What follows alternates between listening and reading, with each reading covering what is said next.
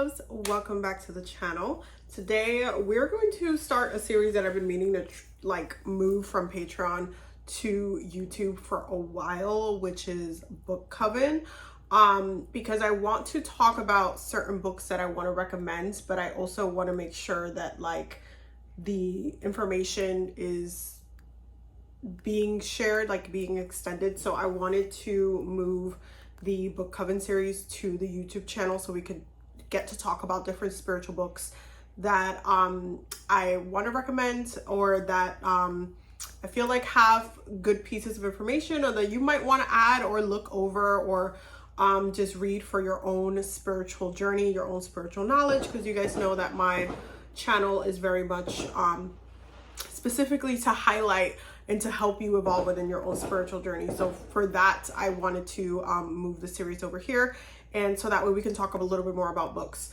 And I think this is also being one of the things I want to highlight, because I've been reading so much, but I read a lot of different types of books, from history books to nonfiction to comic books. I listen to audiobooks all the time. Whether spiritual or not, I'm constantly I read all of the time, especially on my downtime is one of my self-care kind of things. But as a Ravenclaw, I just read, I just tend to gravitate towards knowledge. I read a lot.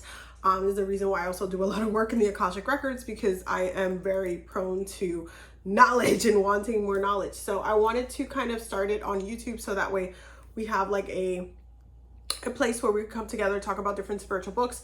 Some of the books that we're going to be talking about in the book coven series, which is going to be its own playlist. It's going to be the first one in the playlist.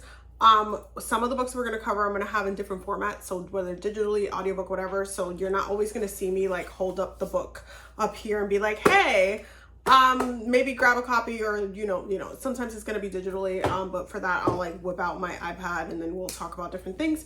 But yeah, regardless, that's basically what we're going to be doing today. I'm just going to be talking about, this particular book.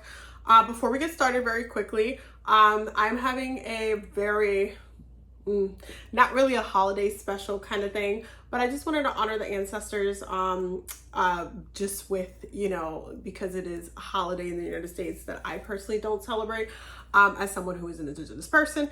But I did want to offer something, especially for the next couple of days. So it ends on the 5th, on tomorrow. And so you can use the code Ancestral Peace in all caps to get 44% off all of my services. 44 because the 4 is connected to the home in your family.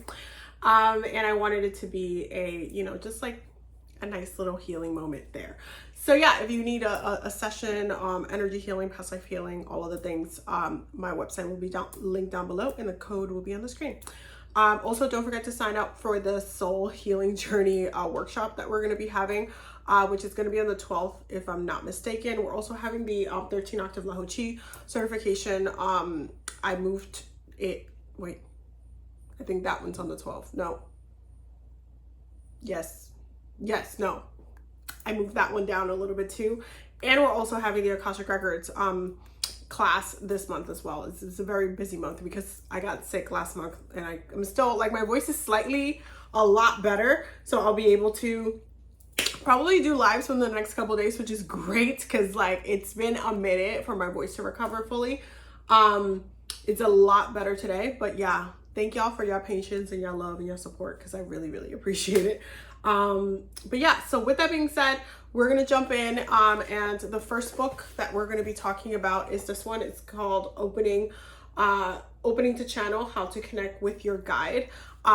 This is a really easy read, and a good part of it is also different types of stories as well. When it comes to spiritual books, a lot of the time, especially when it comes to certain things, certain topics like this, like channeling, you will get a lot of stories coming from, the authors who want to share certain things that they've experienced, which stories themselves can be, a moment to share knowledge with, the other person.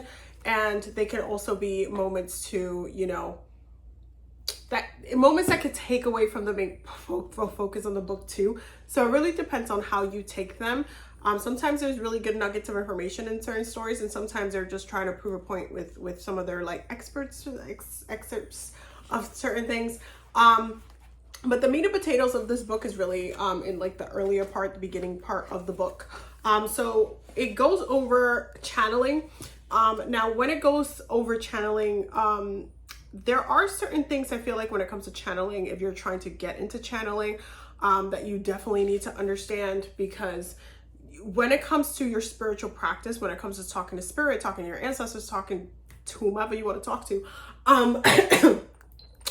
you are constantly going to be channeling.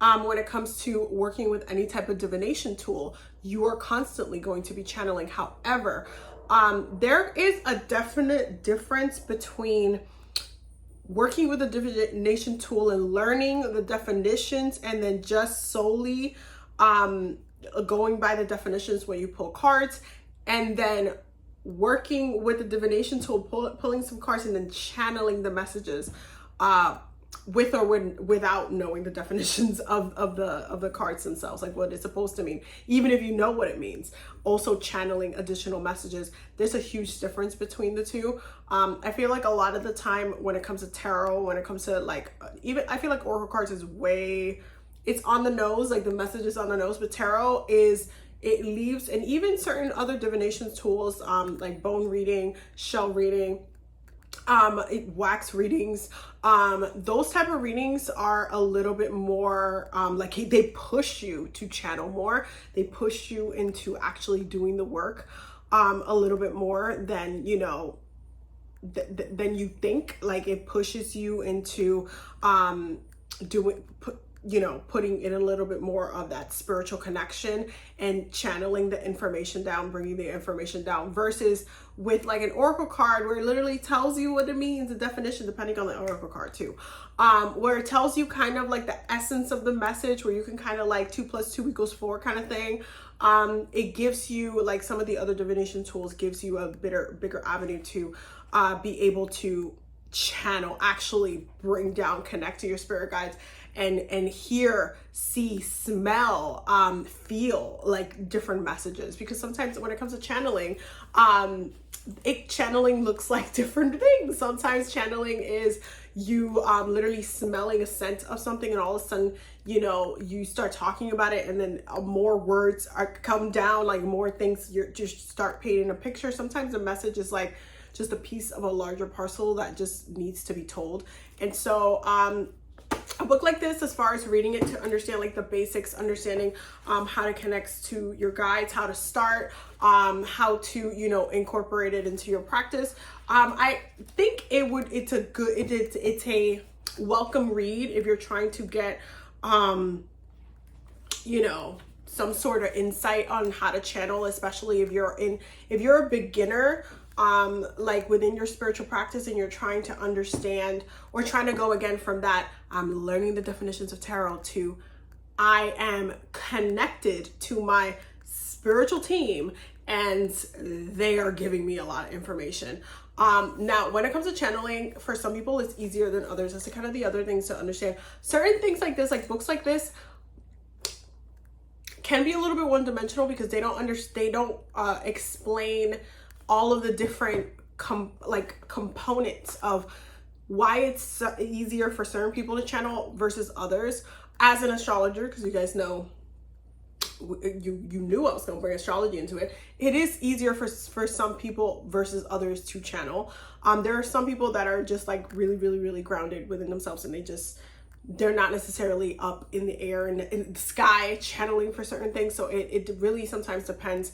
You'll see astrologically that there are some people, like especially the air and water signs, are blessed with being able to channel almost seamlessly. It's almost second nature, and they are able to just really easily flow in and tap into it, where some of the other signs, depending on the placements that you have, especially when it comes to your moon or your Mercury, can feel a little bit of a, you know, tougher thing to work with. Like even like for me, for example, like my Mercury's in Capricorn, so mentally I'm a very grounded person, but my moon is a Gemini, so I am always up in the sky emotionally. I'm able to channel very quickly because the moon it is the fastest moving planetary body. It moves every 2.5 days from sign to sign. So the energy of the moon is very quick. And as far as the moon's energy and Mercury's energy, they move relatively quickly. So you're able to tap in relatively quickly.